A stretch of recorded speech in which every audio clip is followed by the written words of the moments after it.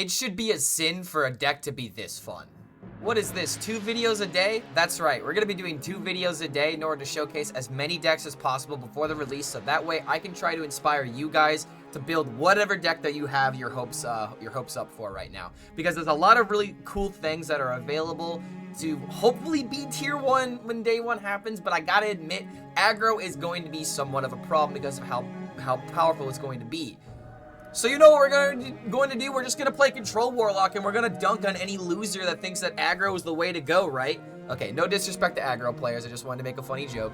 But in all seriousness, I think that Control Warlock has a real serious potential to be a tier 1 deck depending on how the meta is going to shape out. And honestly, like, this is not going to be the best deck by far, due to the fact that we don't know what cards need to be slotted into this deck, because control decks are best known for how they deal with the metagame, and once we know what the metagame actually is, then we can definitely take out some of the cards that don't deserve to be in this deck. But I believe that Ali Straza had a really strong first idea on how to flesh out this deck, because Renathal in Warlock is good again, baby. And well, needless to say, Symphony of Sins is also another card that we're going to have a lot of fun with. So let's go ahead and look at some of the new cards that make their way into this deck.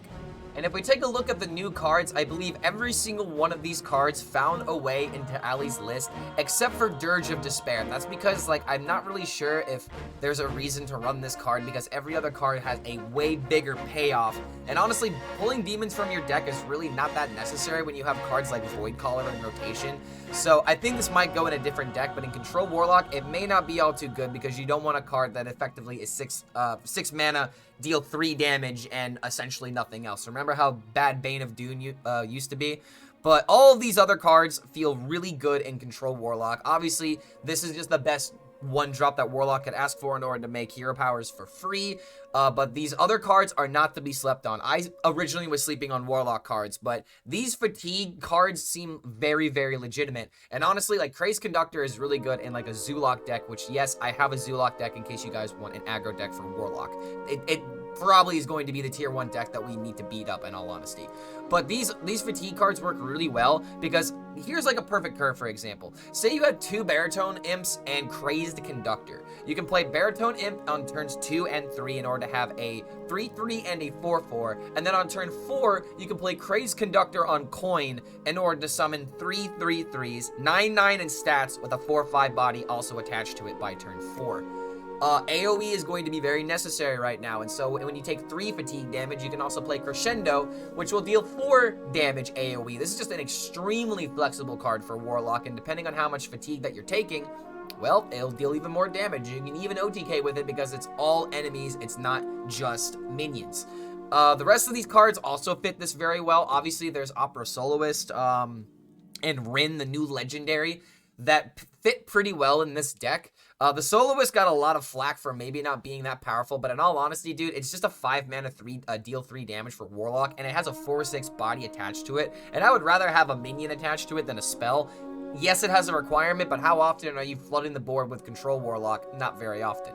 And by the time that and if you do have a board, then you don't even really need this AoE, so I'm just going to stand with that point. Rin, I think it's still too soon to see how good this card is. Like, it's cool, don't get me wrong, I love the flavor of this, but if we're looking at, like, how powerful and how good this actually is for you, it has a lot of dyssynergy, because God forbid you get rid of, like, Symphony of Sins or, like, a combo piece with this. But that's the idea of running 40 cards and running multiple win conditions. If you destroy one thing, hopefully you don't destroy the other, but in any case, Rin seems like it might be just a good chaos tool in order to punish both players, but since you have more ways of killing your opponent, it's more of a benefit for you, because you can stop your opponent pretty easily by killing a key combo piece. Now, Symphony of Sins, we got to go through every single one of these cards again in case you guys need a refresher. It's essentially like the 7 deadly sins. Each sin has its own little thing that it does, every single movement. But yeah, these cards are really, really powerful. So there's Movement of Envy, which removes the top 6 cards from your opponent's deck, essentially Ticketus. There's Movement of Pride, which draws your highest cost minion and reduces its cost by 6. This will be important later. There's Movement of Wrath, which deals 6 damage to all characters. Pretty good, end game tool. Hopefully you don't kill yourself with it. Movement of Desire deals 6 damage to the enemy hero. Lifesteal, essentially the 7-drop effect. Pretty OP. Give a minion in your hand, deck, and battlefield +6/+6. A very good burst tool if you're ahead on the board. Movement of Greed, draw 6 cards. Debatably, I'm going to say the worst one just because you have a lot of card draw on Warlock, so you have to really make sure that you can make it a hand space possible, but this is still an insanely powerful tool. It's just compared to everything else, it might be one of the weaker ones, but card draw is always going to be good. Summon a 6/6 with Taunt Reborn. Okay, I take it back. This is the worst one, but it's still a 6/6 with Taunt Reborn. Very, very powerful card. And that's just really... These cards are really, really good. I don't know how else to describe them because I will tell you right now, coming up in the clips ahead, this won a game. And if you look ahead of the deck list, what's the highest cost card? Oh, it's the Jailer. It's the Jailer. And if it's not the Jailer, then it's Mal'Ganis. I think you're starting to see what's going on and what's going to happen in the clip coming up ahead. But some other new cards that find their way into this list is Instrument Tech, so that way you can easily draw the harp, which is honestly a lot more powerful than people are assuming because it not only stops the fatigue damage, but it also restores your health. So if you take like 5 fatigue, nope, you're actually restoring 2, and that's a difference of 7. That's how you can evaluate these cards and how good it actually is. But another card to talk about is Tony, King of Piracy, because you have the Jailer in the deck. There is no way to deal with Tony unless you run hardcore removal, and honestly, by that point, it may not even matter because there might be a common occurrence of people running like Tony, Jailer, and then running like Smothering Starfish in order to silence the Tony, so that way you give your opponent the fatigue deck. I don't know if Warlock in particular is going to be able to get away with this, but it's just hilarious how much application Jailer seems to be having this meta if things actually slow down. That's the key part. If aggro decks are taking over, then this is still going to be somewhat of a problem. But overall, I really do think that this Warlock deck has so much going for it. And again, I gotta give a huge shout out to Ali Straza because not only did she create it, but she gave me the deck to play when I was so desperate for a good Warlock deck, because I'll tell you right now, my Warlock deck was a lot more big minion oriented. I tried to use the slime and the shallow grave with some of the new cards, and it's not that I don't think that big Warlock isn't going to have a place in the meta. I just think that if you're going to run a lot of these new cards, there's a lot of dyssynergies that can happen. But regardless, I think that this deck is probably going to be a very popular choice on day one for the people that don't want to play aggro, but actually want to punish those that are playing aggro. And don't forget, guys, if you do enjoy this kind of content, feel free to like this video and subscribe to the YouTube channel to be notified about any of our future updates. Thank you so much for making it to the end of this deck intro. We'll see you in the next video. We have definitely gotten mage highlights for sure. Wait, who is the winner? Azresh? I'm not gonna lie, I'm like seeing lines, dude. I may not be able to last the full 12 hours. In fact, something I might want to do, just take out some of the color. Because there's just too many lights going on right now.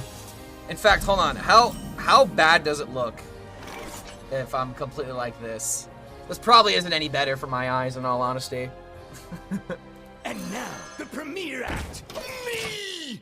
I am one with the shadows. Now it makes sense for me to be playing Warlock. Are we really just playing Aggro Mage? What did Aggro Mage lose? Follow my lead! Alright.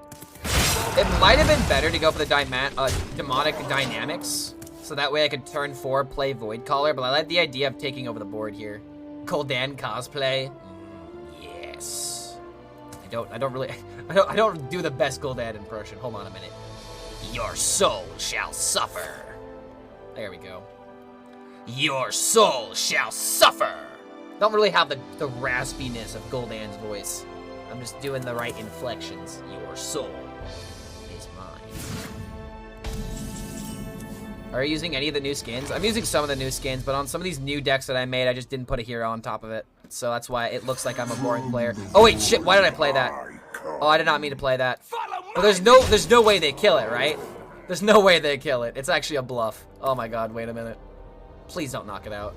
I meant to play the Demonic Dynamics. Wait, he didn't finale it? Didn't finale it? It's gone now, mate. Galaxy Brain. Exactly, dude, I'm playing for tempo. You guys just didn't understand it. I'm playing for tempo. Also, I can do a good voice for Gul'dan, but I have a lisp when I speak English. Wait, you could have a lisp in one language, but not in another? How does that work out? Is there like certain sounds in other languages that just don't get said so you don't have to worry about it? Hello. Hello. I don't care about the finale. I don't care about the finale. If I cared about finale, I would have tapped. I just cared about getting good demons, and if I low rolled anything, then I wanted to be able to play it. I mean, I just never heard of that. I figured if you had a lisp, like, if anything had like a certain like whatever sound that you're lisping, it's just gonna not matter what the language is.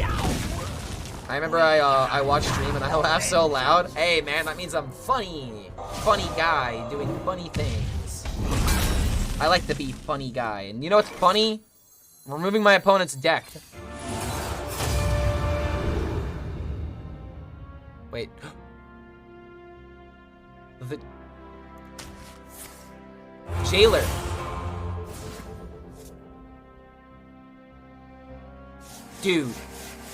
Dude. Turn 7. Possibility of doing this. I have a 50-50 on not getting the right card. Okay, come on. Yes.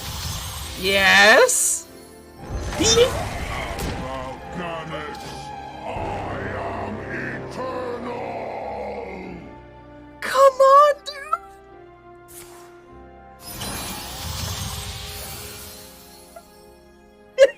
Face.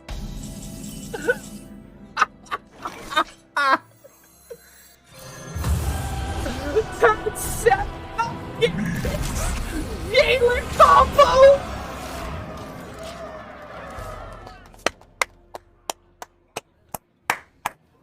Beautiful.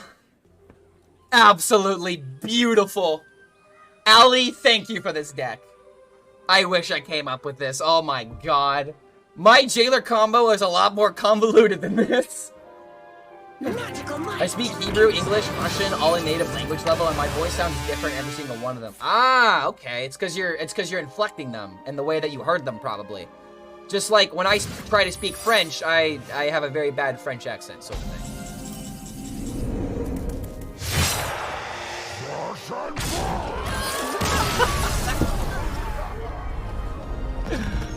Oh my god, Ali Rin! Rin me, dude! Oh my god. Or I guess sin me, dude, in this case. Oh my lord. Okay, there you go. There's the Warlock highlight. There's the Warlock highlight. Easy peasy, dude.